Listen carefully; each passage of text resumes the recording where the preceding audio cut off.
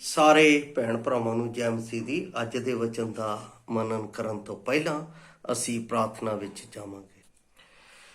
ਦਿਆਲੂ, ਕਿਰਪਾਲੂ, ਮਿਹਰਬਾਨ, ਪ੍ਰੇਮੀ ਪਰਮੇਸ਼ਰ, ਅਸੀਂ ਸ਼ੁਕਰ ਕਰਦੇ ਹਾਂ ਅੱਜ ਦਾ ਦਿਨ ਆਪਨੇ ਸਾਨੂੰ ਦਿੱਤਾ ਹੈ। ਇਸ ਦਿਨ ਵਿੱਚ ਤੇਰੀ ਮਹਿਮਾ, ਤੇਰੀ ਵਡਿਆਈ, ਤੇਰੀ ਉਸਤਤ ਹੋਵੇ ਔਰ ਤੇਰਾ ਹੀ ਨਾਮ ਸਾਡੇ ਜੀਵਨ ਵਿੱਚ ਉੱਚਾ ਹੋਵੇ। ਜਿੰਨੇ ਪਰਮੇਸ਼ਰ ਪਿਤਾ ਤੈਨੂੰ ਭਾਲਦੇ ਨੇ ਉਹਨਾਂ ਦੇ ਉੱਤੇ ਆਪਣੀ ਕਿਰਪਾ ਪ੍ਰਗਟ ਕਰਦਾ ਹੈ। ਇਸ ਵਚਨ ਦੇ ਨਾਲ ਆਪਣੀ ਕਿਰਪਾ ਪ੍ਰਗਟ ਕਰਕੇ ਉਹਨਾਂ ਨੂੰ ਆਪਣੀ ਸੰਗਤ ਦੇ ਵਿੱਚ ਵਧਣ ਵਾਲਾ ਮੰਨ ਦੇ, ਤਾਂ ਕਿ ਤੇਰੀ ਮਹਿਮਾ ਹੋ ਸਕੇ। ਬੋਲਣ ਵਾਲੇ ਅਤੇ ਸੁਣਨ ਵਾਲੇ ਦੋਨਾਂ ਨੂੰ ਆਪਣੀ ਆਸ਼ੀਸ਼ ਦੇ ਔਰ ਆਪਣੇ ਸ਼ਬਦ ਦੇ, ਜਿਸ ਦੇ ਨਾਲ ਉਹ ਪਰਮੇਸ਼ਰ ਤਾਂ ਤੇਰੀ ਸੱਚਾਈ ਨੂੰ ਚੰਗੀ ਤਰ੍ਹਾਂ ਸਮਝ ਕੇ ਤੇਰੇ ਨਾਮ ਦੀ ਵਡਿਆਈ ਕਰ ਸਕਣ। ਸਾਰਾ ਆਦਰ ਮਾਨ ਆਪ ਨੂੰ ਦਿੰਦੇ ਹੋਏ ਬੇਨਤੀ ਮਸੀਹ ਯਿਸੂ ਦੇ ਪਵਿੱਤਰ ਤੇ ਸਮਰਥੀ ਨਾਮ ਚ ਮੰਗਦੇ ਹਾਂ, ਆਮੀਨ।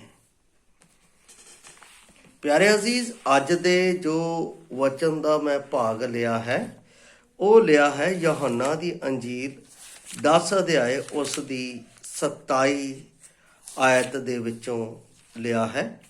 10 ਦਾ 27 ਮੈਂ ਆਪ ਦੇ ਲਈ ਪੜ੍ਹ ਰਿਹਾ ਹਾਂ। ਲਿਖਿਆ ਹੈ, ਪ੍ਰਭੂ ਯਿਸੂ ਮਸੀਹ ਕਹਿ ਰਹੇ ਹਨ, ਮੇਰੀਆਂ ਭੇਡਾਂ ਮੇਰੀ ਆਵਾਜ਼ ਸੁਣਦੀਆਂ ਹਨ ਅਤੇ ਮੈਂ ਉਹਨਾਂ ਨੂੰ ਸਿਆਣਦਾ ਹਾਂ ਅਤੇ ਉਹ ਮੇਰੇ ਮਗਰ ਲੱਗੀਆਂ ਰਹਿੰਦੀਆਂ ਹਨ। ਇਸ ਦਾ ਜੋ ਵਿਸ਼ਾ ਮੈਂ ਲਿਆ ਹੈ ਉਹ ਲਿਆ ਹੈ ਵਿਸ਼ਵਾਸੀ ਦਾ ਮਸੀਹ ਵਿੱਚ ਵਧਣਾ। ਵਿਸ਼ਵਾਸੀ ਦਾ ਮਸੀਹ ਵਿੱਚ ਵਧਣਾ। ਪਿਆਰੇ ਅਜੀਜ਼, ਇਹ ਜੋ ਵਚਨ ਹੈ ਇਹ ਪ੍ਰਭੂ ਯਿਸੂ ਮਸੀਹ ਦੇ ਵਿੱਚ ਵਧਣ ਦੀ ਗੱਲ ਬਾਰੇ ਪ੍ਰਭੂ ਨੇ ਸਵੈਂ ਆਪਣਾ ਵਚਨ ਉਲੇਖ ਕੀਤਾ ਹੈ ਯਹੋਨਾ ਦੇ ਰਾਹੀਂ। ਇੱਥੇ ਪਹਿਲੀ ਗੱਲ ਅਸੀਂ ਜੋ ਪੜ੍ਹਦੇ ਹਾਂ ਉਹ ਹੈ, ਪ੍ਰਭੂ ਯਿਸੂ ਮਸੀਹ ਕਹਿੰਦਾ ਹੈ, ਮੇਰੀਆਂ ਭੇਡਾਂ ਮੇਰੀ ਆਵਾਜ਼ ਸੁਣਦੀਆਂ ਹਨ। ਮੇਰੀਆਂ ਭੇਡਾਂ ਮੇਰੀ ਆਵਾਜ਼ ਸੁਣਦੀਆਂ ਹਨ। ਜਿਹੜੇ ਲੋਕ ਪ੍ਰਭੂ ਯਿਸੂ ਮਸੀਹ ਜੀ ਨੂੰ ਪ੍ਰਾਪਤ ਕਰ ਲੈਂਦੇ ਹੈ, ਕਹਿਣ ਦਾ ਭਾਵ ਜਿਹੜੇ ਲੋਕ ਪ੍ਰਭੂ ਯਿਸੂ ਮਸੀਹ ਜੀ ਨੂੰ ਆਪਣਾ ਮੁਕਤੀਦਾਤਾ ਮੰਨ ਲੈਂਦੇ ਹੈ ਜਾਂ ਆਪਣੇ ਜੀਵਨ ਦੇ ਵਿੱਚ ਉਸ ਨੂੰ ਸਵੀਕਾਰ ਕਰ ਲੈਂਦੇ ਹੈ, ਕਹਿਣ ਦਾ ਭਾਵ ਤੋਬਾ ਕਰ ਲੈਂਦੇ ਹਨ, ਉਹ ਪ੍ਰਭੂ ਯਿਸੂ ਮਸੀਹ ਜੀ ਦੇ ਚੇਲੇ ਬਣ ਜਾਂਦੇ ਹਨ।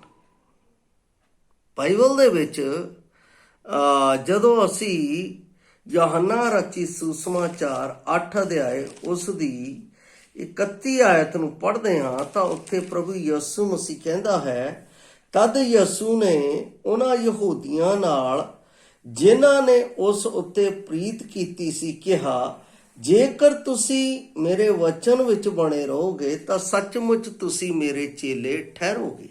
ਇਹਦਾ ਮਤਲਬ ਪਰਮੇਸ਼ਰ ਦੇ ਚੇਲੇ ਅਸੀਂ ਉਦੋਂ ਬਣ ਜਾਂਦੇ ਹਾਂ ਜਦੋਂ ਅਸੀਂ ਉਸ ਦੇ ਉੱਤੇ ਤੌਬਾ ਕਰਕੇ ਆਪਣੇ ਜੀਵਨ ਨੂੰ ਉਸ ਦੇ ਪ੍ਰਤੀ ਸਪੁਰਦ ਕਰ ਦਿੰਦੇ ਹਾਂ। ਕਹਿਣ ਦਾ ਭਾਵ ਬਾਈਬਲ ਦੇ ਅਨੁਸਾਰ ਇਸ ਦੁਨੀਆ ਦੇ ਵਿੱਚ ਕੋਈ ਵੀ ਈਸ਼ਵਰ ਅਜਿਹਾ ਨਹੀਂ ਜਿਹੜਾ ਸਾਨੂੰ ਪਾਪਾਂ ਤੋਂ ਬਚਾ ਸਕਦਾ ਹੈ। ਮਾਤਰ ਇੱਕੋ ਹੈ ਜਿਹੜਾ ਸਾਨੂੰ ਪਾਪਾਂ ਤੋਂ ਬਚਾ ਸਕਦਾ ਹੈ, ਉਹ ਹੈ ਪ੍ਰਭੂ ਯਿਸੂ ਮਸੀਹ। ਕਿਉਂਕਿ ਰਸੂਲਾਂ ਦੇ ਕਰਤੱਵ ਜਦੋਂ ਉਸ ਦਾ 4 ਅਧਿਆਏ ਉਸ ਦੀ 12 ਆਇਤ ਪੜ੍ਹਦੇ ਹਾਂ ਤਾਂ ਪਤਰਸ ਉਸ ਜਗ੍ਹਾ ਦੇ ਉੱਤੇ ਪ੍ਰਭੂ ਯਿਸੂ ਮਸੀਹ ਜੀ ਦਾ ਪ੍ਰਕਾਸ਼ ਸਾਫ਼ ਰੀਤੀ ਨਾਲ ਪ੍ਰਗਟ ਕਰਦਾ ਹੈ। ਕਹਿੰਦਾ, ਅਰ ਕਿਸੇ ਦੂਏ ਤੋਂ ਮੁਕਤੀ ਨਹੀਂ, ਕਿਉਂ ਜੋ ਆਕਾਸ਼ ਦੇ ਹੇਠਾਂ ਮਨੁੱਖਾਂ ਦੇ ਵਿੱਚ ਕੋਈ ਦੂਜਾ ਨਾਮ ਨਹੀਂ ਦਿੱਤਾ ਗਿਆ ਜਿਸ ਤੋਂ ਅਸੀਂ ਬਚਾਏ ਜਾਣਾ, ਭਾਵ ਅਸੀਂ ਮੁਕਤੀ ਪ੍ਰਾਪਤ ਕਰਨੀ ਹੈ, ਭਾਵ ਅਸੀਂ ਪ੍ਰਭੂ ਯਿਸੂ ਮਸੀਹ ਦੇ ਚੇਲੇ ਬਣਨਾ ਹੈ।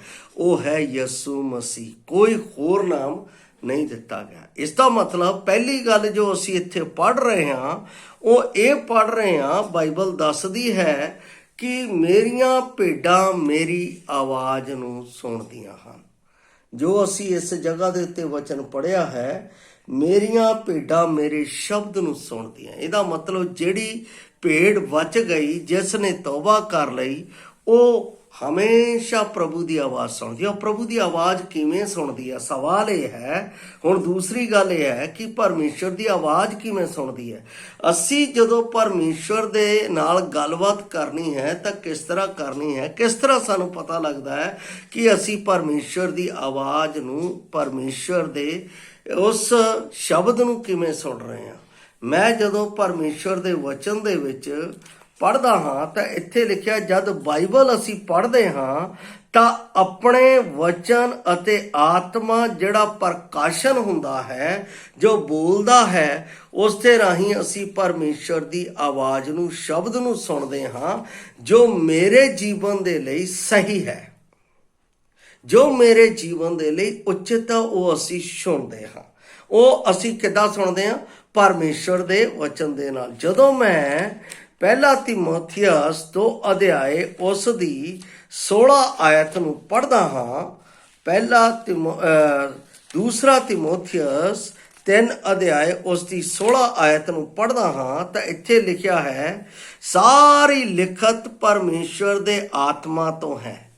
ਇਹਦਾ ਮਤਲਬ ਸਾਰਾ ਸ਼ਬਦ ਜੋ ਪਰਮੇਸ਼ਰ ਦਾ ਹੈ, ਜਿਹੜਾ ਮੇਰੇ ਲਈ ਹੈ, ਜਿਹੜਾ ਮੈਨੂੰ ਸੁਣਨਾ ਹੈ, ਉਹ ਪਰਮੇਸ਼ਰ ਦਾ ਵਚਨ ਹੈ। ਉਹ ਕਾਹਦੇ ਲਈ ਹੈ? ਪਹਿਲੀ ਗੱਲ, ਸਿੱਖਿਆ ਦੇਣ। ਇਹਦਾ ਮਤਲਬ ਪਰਮੇਸ਼ਰ ਦਾ ਵਚਨ ਜਿਹੜਾ ਮੇਰੇ ਨਾਲ ਗੱਲ ਕਰਦਾ ਹੈ, ਉਹ ਸਿੱਖਿਆ ਦੇ ਪ੍ਰਤੀ ਗੱਲ ਕਰਦਾ ਹੈ। ਦੂਸਰੀ ਗੱਲ, ਉਹ ਮੈਨੂੰ ਤਾੜਦਾ ਹੈ ਕਿ ਮੈਂ ਸੰਸਾਰ ਦੇ ਨਾਲ ਸੰਗਤ ਨਾ ਕਰਾਂ, ਸੰਸਾਰ ਦੇ ਕੰਮਾਂ ਦੇ ਵਿੱਚ ਨਾ ਜਾਵਾਂ, ਸੰਸਾਰ ਦੀਆਂ ਗੱਲਾਂ ਦੇ ਵਿੱਚ ਨਾ ਜਾਵਾਂ, ਸੰਸਾਰ ਜਿਹੇ ਕੰਮ ਨਾ ਕਰਾਂ। ਉਹਦੇ ਲਈ ਉਹ ਮੈਨੂੰ ਬਾਰ-ਬਾਰ ਤਾੜਦਾ ਹੈ। ਔਰ ਉਸ ਤੋਂ ਬਾਅਦ ਕਹਿੰਦਾ ਸੁਧਾਰਨ, ਆਪਣੇ ਆਪ ਨੂੰ ਸੁਧਾਰਨਾ ਹੈ। ਕਿਸੇ ਨੂੰ ਸੁਧਾਰਨ ਦੀ ਬਜਾਏ ਆਪਣੇ ਆਪ ਨੂੰ ਸੁਧਾਰਨਾ ਹੈ। ਪ੍ਰਭੂ ਯਿਸੂ ਮਸੀਹ ਜੀ ਜਦੋਂ ਪਹਾੜੀ ਉਪਦੇਸ਼ ਦੇ ਰਹੇ ਸਨ, ਤਦ ਉਹਨਾਂ ਨੇ ਇੱਕ ਵਿਅਕਤੀ ਨੂੰ ਇਹ ਕਿਹਾ, ਅਸੀਂ ਇਸ ਵਿਅਕਤੀ ਦਾ ਵਚਨ ਨਹੀਂ ਸੁਣਨਾ, ਇਹ ਕੋਈ ਨਬੀ ਨਹੀਂ ਹੈ। ਤਦ ਪ੍ਰਭੂ ਨੇ ਉਸ ਵਿਅਕਤੀ ਨੂੰ ਕਿਹਾ, ਤੇਰੀ ਅੱਖ ਦੇ ਵਿੱਚ ਖੁਦ ਲੱਠਾ ਹੈ, ਤੂੰ ਆਪਣੇ ਭਰਾ ਦੀ ਅੱਖ ਦੇ ਵਿੱਚ ਸਟੀਰ ਕਿਉਂ ਦੇਖਦਾ? ਪਹਿਲਾਂ ਆਪਣੀ ਅੱਖ ਦਾ ਲੱਠਾ ਕੱਢ, ਫਿਰ ਉਹਨੂੰ ਕਰ। ਇਹਦਾ ਮਤਲਬ ਪਹਿਲਾਂ ਆਪਣੇ ਆਪ ਨੂੰ ਸੁਧਾਰਨ ਦੀ ਲੋੜ ਹੈ। ਇਹਦਾ ਮਤਲਬ ਪਰਮੇਸ਼ਰ ਦਾ ਵਚਨ ਜਿਹੜਾ ਹੈ, ਪਰਮੇਸ਼ਰ ਦਾ ਸ਼ਬਦ ਜਿਹੜਾ ਹੈ, ਉਹ ਮੈਨੂੰ ਸੁਧਾਰਨ ਦੇ ਲਈ ਮਦਦ ਕਰਦਾ ਹੈ। ਮੇਰੇ ਵਿੱਚ ਜੋ ਜੋ ਕਮੀਆਂ ਹੈ, ਜੋ ਜੋ ਘਟੀਆਂ ਹੈ, ਜਦੋਂ ਮੈਂ ਵਚਨ ਦੇ ਨੇੜੇ ਜਾਂਦਾ ਹਾਂ ਤਾਂ ਉਹ ਮੈਨੂੰ ਸੁਧਾਰਨ ਦੇ ਲਈ ਮੇਰੀ ਮਦਦ ਕਰਦੀਆਂ ਹਨ। ਔਰ ਉਸ ਤੋਂ ਬਾਅਦ ਹੈ ਧਰਮ, ਮਤਲਬ ਕਿ ਧਾਰਮਿਕਤਾ ਦੇ ਗਿਝਾਉਣ ਦੇ ਲਈ ਗੁਣਕਾਰ ਹੈ। ਧਾਰਮਿਕਤਾ ਦੇ ਕੰਮ, ਧਾਰਮਿਕਤਾ ਦੇ ਕੰਮ ਮਤਲਬ ਪਰਮੇਸ਼ਰ ਦੇ ਜੋ ਸਹੀ ਕਾਰਜ ਹੈ, ਪਰਮੇਸ਼ਰ ਦੇ ਜੋ ਸੱਚੇ ਕਾਰਜ ਹੈ, ਪਰਮੇਸ਼ਰ ਦੇ ਜੋ ਉੱਚੇ ਕਾਰਜ ਹੈ, ਉਹਨਾਂ ਨੂੰ ਕਰਨ ਦੇ ਲਈ ਉਹ ਮੇਰੀ ਮਦਦ ਕਰਦੀ ਹੈ। ਪਰਮੇਸ਼ਰ ਦਾ ਵਚਨ ਬੜਾ ਸਾਫ਼ ਹੈ। ਉਸ ਦਾ ਸ਼ਬਦ ਜਿਹੜਾ ਮੇਰੇ ਜੀਵਨ ਦੇ ਲਈ ਉન્નਤੀ ਦਾ ਹੈ, ਉਹ ਪਰਮੇਸ਼ਰ ਦੇ ਵਚਨ ਚ। ਇਸ ਕਰਕੇ ਕਹਿੰਦਾ ਹੈ ਕਿ ਅਸੀਂ ਕਿਸ ਤਰ੍ਹਾਂ ਉਸ ਦੀ ਆਵਾਜ਼ ਸੁਣਦੇ ਹਾਂ। ਉਸ ਦੀ ਆਵਾਜ਼ ਦੇ ਪ੍ਰਤੀ ਸਾਡੀ ਸੰਵੇਦਨਸ਼ੀਲਤਾ 4 ਖੇਤਰਾਂ ਵਿੱਚ ਨਿਰਭਰ ਕਰਦੀ ਹੈ। ਉਹਦੇ ਵਿੱਚੋਂ ਪਹਿਲਾ ਖੇਤਰ ਇਹ ਹੈ ਕਿ ਅਸੀਂ ਪਰਮੇਸ਼ਰ ਨਾਲ ਗੱਲਬਾਤ ਕਰਦੇ ਹਾਂ ਉਹਦੇ ਵਚਨ ਦੇ ਰਾਹੀਂ, ਜਿਹੜਾ ਸੰਪੂਰਨ ਪਰਮੇਸ਼ਰ ਦੇ ਆਤਮਾ ਦੇ ਰਾਹੀਂ ਲਿਖਿਆ ਗਿਆ ਅਤੇ ਸੰਪੂਰਨ ਤਰੀਕੇ ਦੇ ਨਾਲ ਮੈਨੂੰ ਦਿੱਤਾ ਗਿਆ ਕਿ ਇਸ ਦੇ ਨਾਲ ਮੈਂ ਉਸ ਦੀ ਆਵਾਜ਼ ਨੂੰ ਸੁਣ ਕੇ ਆਪਣੇ ਜੀਵਨ ਨੂੰ ਸਹੀ ਕਰ ਸਕਦਾ ਹਾਂ। ਜਦੋਂ ਮੈਂ ਉਸ ਦੀ ਆਵਾਜ਼ ਨੂੰ ਸੁਣਦਾ ਹਾਂ ਜਿਹੜੀ ਮੇਰੇ ਆਤਮਾ ਦੇ ਲਈ ਲਾਭਦਾਇਕ ਹੈ, ਤਾਂ ਮੈਂ ਮਸੀਹ ਦੇ ਵਿੱਚ ਵੱਧਦਾ ਜਾਂਦਾ ਹਾਂ। ਇਹਦਾ ਮਤਲਬ ਹੈ ਪਰਮੇਸ਼ਰ ਦਾ ਵਚਨ ਇੱਕ ਵਿਸ਼ਵਾਸੀ ਨੂੰ ਕੀ ਕਰਨ ਦੇ ਲਈ ਕਹਿੰਦਾ, ਆਤਮਾ ਦੇ ਵਿੱਚ ਵਧਣ ਦੇ ਲਈ ਉਹ ਕਿਹੜੀ ਗੱਲ ਦੀ ਇੰਸਟਰਕਸ਼ਨ ਦਿੰਦਾ ਹੈ। ਜਦੋਂ ਅਸੀਂ ਵਿਸ਼ਵਾਸ ਕਰ ਲੈਂਦੇ ਹਾਂ, ਤੌਬਾ ਕਰ ਲੈਂਦੇ ਹਾਂ, ਬਪਤਿਸਮਾ ਲੈ ਲੈਂਦੇ ਹਾਂ, ਤਦ ਅਸੀਂ ਪ੍ਰਭੂ ਦੇ ਜਦੋਂ ਚੇਲੇ ਬਣ ਜਾਂਦੇ ਹਾਂ, ਉਸ ਦੇ ਵਿੱਚ ਅੱਗੇ ਵਧਣ ਦੇ ਲਈ ਅਸੀਂ ਕੀ ਕਰਦੇ ਹਾਂ। 4 ਗੱਲਾਂ ਇਸ ਦੇ ਨਾਲ ਜੁੜੀਆਂ ਹੋਈਆਂ ਜੋ ਪਵਿੱਤਰ ਵਚਨ ਦੇ ਵਿੱਚ ਸਾਫ਼ ਤੌਰ ਤੇ ਲਿਖੀਆਂ, ਉਹ ਵੀ ਮੈਂ ਆਪ ਨੂੰ ਪੜ੍ਹ ਕੇ ਦੱਸਾਂਗਾ, ਜਿਨ੍ਹਾਂ ਨਾਲ ਅਸੀਂ ਵਿਸ਼ਵਾਸੀ ਮਸੀਹ ਦੀ ਸੰਗਤ ਵਿੱਚ ਦਿਨ ਪ੍ਰਤੀ ਦਿਨ ਉਹਦੇ ਵਿੱਚ, ਉਹਦੇ ਸੁਭਾਅ ਦੇ ਵਿੱਚ, ਉਹਦੇ ਕੰਮਾਂ ਦੇ ਵਿੱਚ, ਉਸ ਐਟੀਟਿਊਡ ਦੇ ਵਿੱਚ ਵੱਧ ਸਕਦੇ ਹਾਂ ਜਿਹੜਾ ਪਰਮੇਸ਼ਰ ਨੇ ਮੈਨੂੰ ਆਪਣੇ ਪੁੱਤਰ ਪ੍ਰਭੂ ਯਿਸੂ ਮਸੀਹ ਦੇ ਰਾਹੀਂ ਦਿੱਤਾ ਹੈ। ਪਹਿਲੀ ਗੱਲ ਉਸ ਦੇ ਵਿੱਚ ਕੀ ਹੈ, ਜਦੋਂ ਮੈਂ ਰਸੂਲਾਂ ਦੇ ਕਰਤੱਵ 2 ਅਧਿਆਏ ਉਸ ਦੀ 42 ਆਇਤ ਨੂੰ ਪੜ੍ਹਦਾ ਹਾਂ ਤਾਂ ਉੱਥੇ ਰਸੂਲ ਇਸ ਤਰ੍ਹਾਂ ਕਹਿੰਦਾ ਹੈ ਅਤੇ ਉਹ ਰਸੂਲਾਂ ਦੀ ਸਿੱਖਿਆ, ਪਹਿਲੀ ਗੱਲ ਸਿੱਖਿਆ ਜਿਹੜੀ ਮੈਂ ਤੁਹਾਨੂੰ ਵਚਨ ਦੇ ਵਿੱਚ ਦੂਸਰਾ ਤਿਮੋਥੀਅਸ 3 ਅਧਿਆਇ ਉਸ ਦੀ 16 ਆਇਤ ਦੇ ਵਿੱਚ ਦੱਸ ਚੁੱਕਾ ਹਾਂ। ਇਹਦਾ ਮਤਲਬ ਸਿੱਖਿਆ ਬਹੁਤ ਇੰਪੋਰਟੈਂਟ ਹੈ।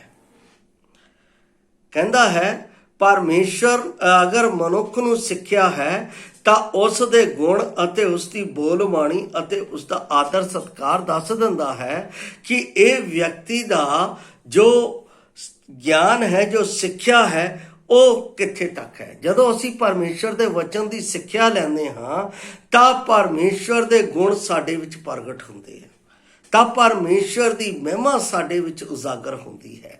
ਇਸ ਲਈ ਇੱਥੇ ਕਹਿੰਦਾ ਪਹਿਲੀ ਗੱਲ ਸਿੱਖਿਆ, ਦੂਸਰੀ ਗੱਲ ਹੈ ਸੰਗਤ ਅਤੇ ਤੀਸਰੀ ਗੱਲ ਹੈ ਰੋਟੀ ਤਰਨ ਅਤੇ ਚੌਥੀ ਗੱਲ ਹੈ ਪ੍ਰਾਰਥਨਾ। ਇਹ ਮਸੀਹ ਦੇ ਵਿੱਚ ਦਿਨ ਪ੍ਰਤੀ ਦਿਨ ਅੱਗੇ ਵਧਣਾ ਹੈ,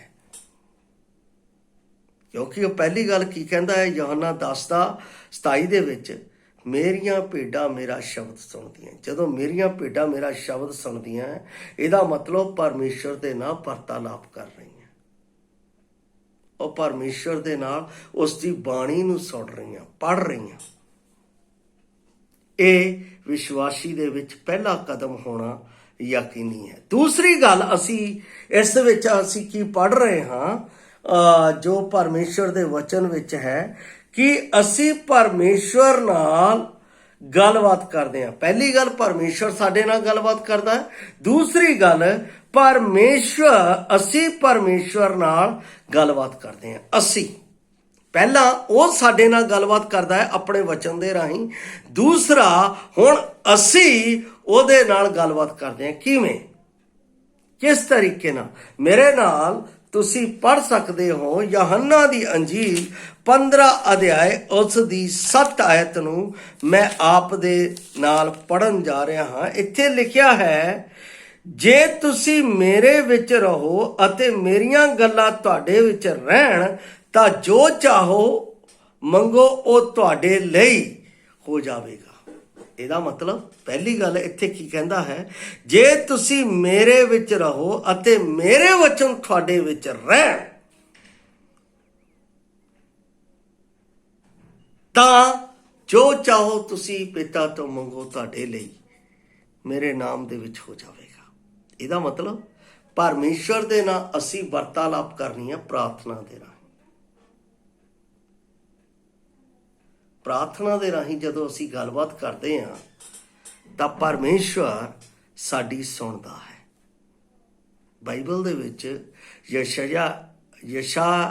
59:1 ਦੇ ਵਿੱਚ ਲਿਖਿਆ, ਪਰਮੇਸ਼ਵਰ ਦਾ ਹੱਥ ਛੋਟਾ ਨਹੀਂ ਹੋ ਗਿਆ ਕਿ ਉਹ ਸਾਨੂੰ ਦੇ ਨਾ ਸਕੇ, ਪਰਮੇਸ਼ਵਰ ਦਾ ਕੰਨ ਬਹਿਰਾ ਨਹੀਂ ਹੋ ਗਿਆ ਕਿ ਉਹ ਸਾਡੀ ਸੁਣ ਨਾ ਸਕੇ।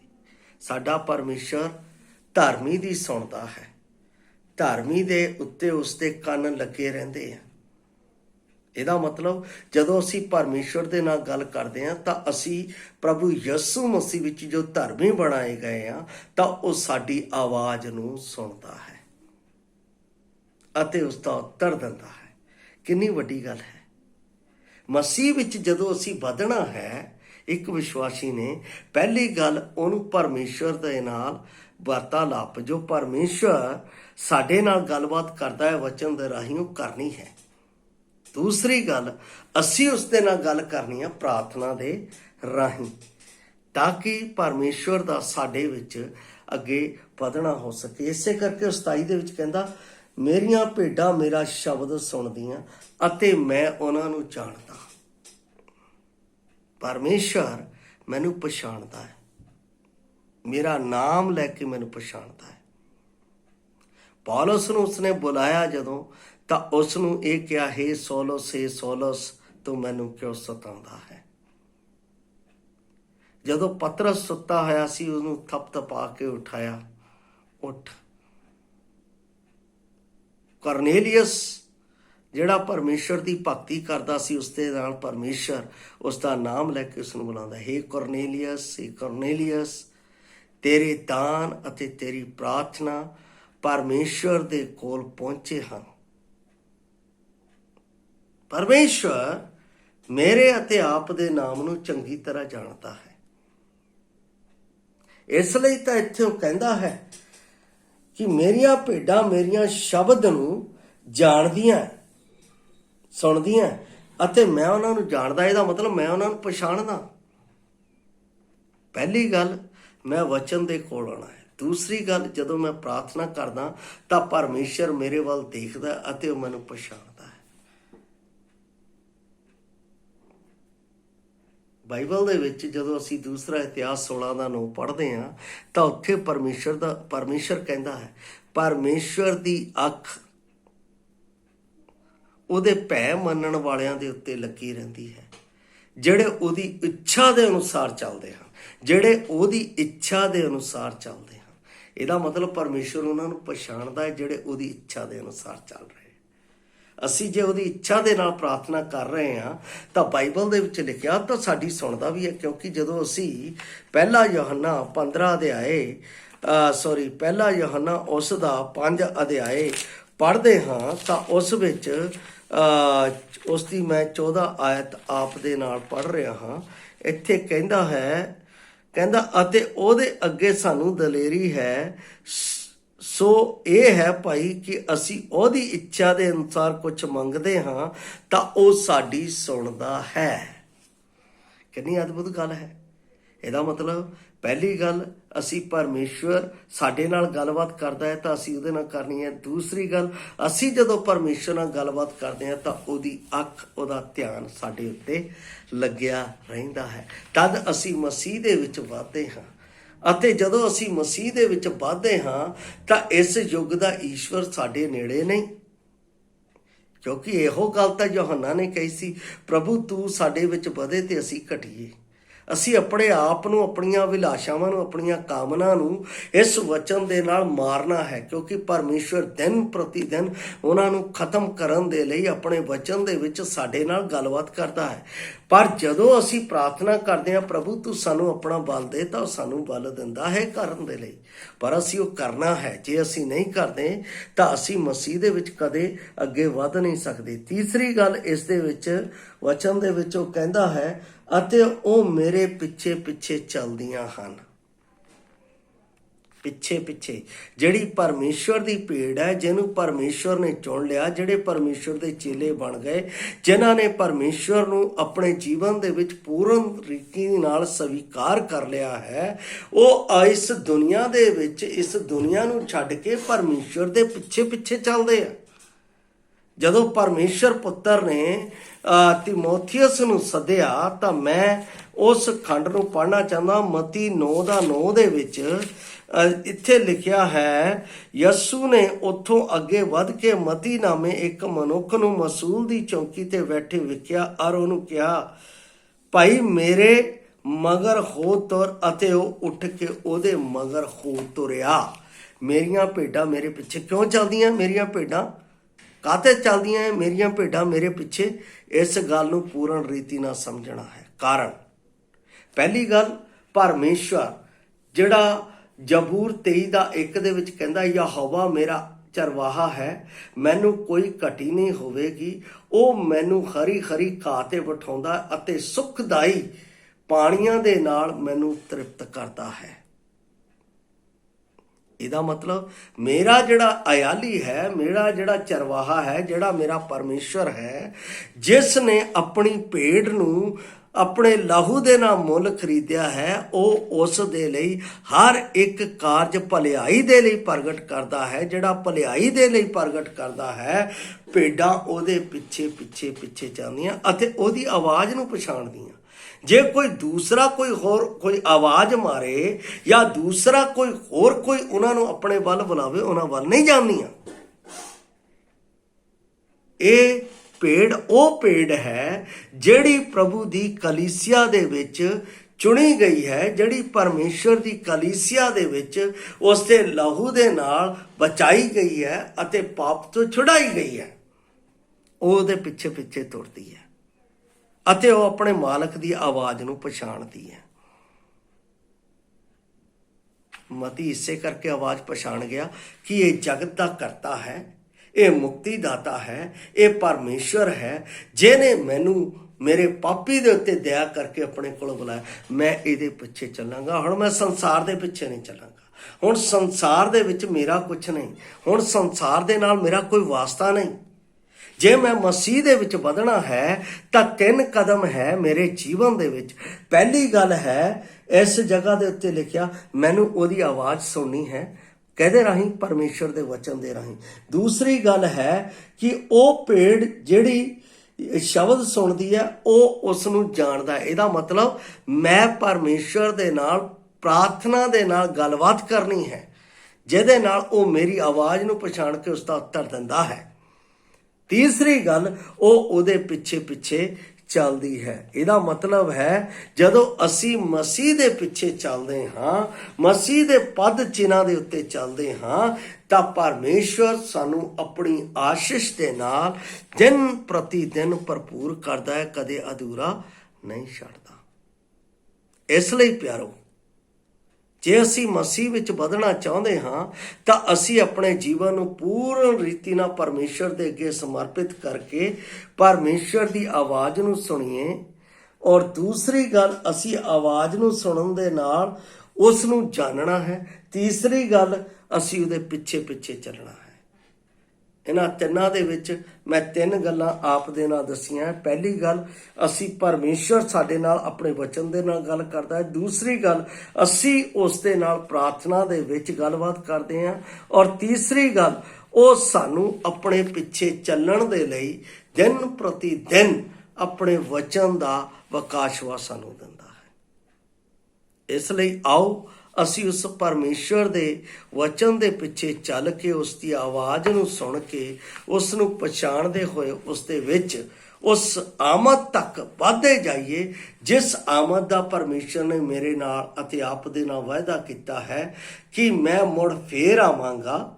ਮੈਂ ਹੁਣ ਚਰਨੀ ਦੇ ਵਿੱਚ ਨਹੀਂ ਆਵਾਂਗਾ, ਹੁਣ ਮੈਂ ਬਦਲਾਂ ਤੇ ਆਵਾਂਗਾ। ਮੈਂ ਮੁੜ ਫੇਰ ਆਵਾਂਗਾ, ਜਿੱਥੇ ਮੈਂ ਹਾਂ ਉੱਥੇ ਤੁਸੀਂ ਵੀ ਹੋ। ਇਸ ਲਈ ਅਸੀਂ ਮਸੀਹ ਦੇ ਪਵਿੱਤਰ ਵਚਨ ਦੇ ਅਨੁਸਾਰ ਉਸ ਦੀ ਆਵਾਜ਼ ਸੁਣਦੇ ਹੋਏ, ਉਸ ਨੂੰ ਪਛਾਣਦੇ ਹੋਏ ਉਸਦੇ ਪਿੱਛੇ ਪਿੱਛੇ ਚੱਲਦੇ ਜਾਣਾ ਹੈ, ਤਾਂ ਕਿ ਪਰਮੇਸ਼ਰ ਦੀ ਮਹਿਮਾ ਮੇਰੇ ਜੀਵਨ ਦੇ ਵਿੱਚ ਹੁੰਦੀ ਰਹੇ ਔਰ ਲੋਕ ਮੇਰੇ ਜੀਵਨ ਦੇ ਵਿੱਚ ਮਸੀਹ ਨੂੰ ਪੜ੍ਹ ਕੇ ਮਸੀਹ ਦੇ ਪਿੱਛੇ ਚੱਲਣ। ਅਜਿਹਾ ਹੋਣ ਦੇ ਲਈ ਪ੍ਰਭੂ ਸਾਡੀ ਮਦਦ ਕਰੇ ਔਰ ਇਸ ਵਚਨ ਦੇ ਨਾਲ ਪ੍ਰਭੂ ਆਪ ਨੂੰ ਆਸ਼ੀਸ਼ ਦੇਵੇ।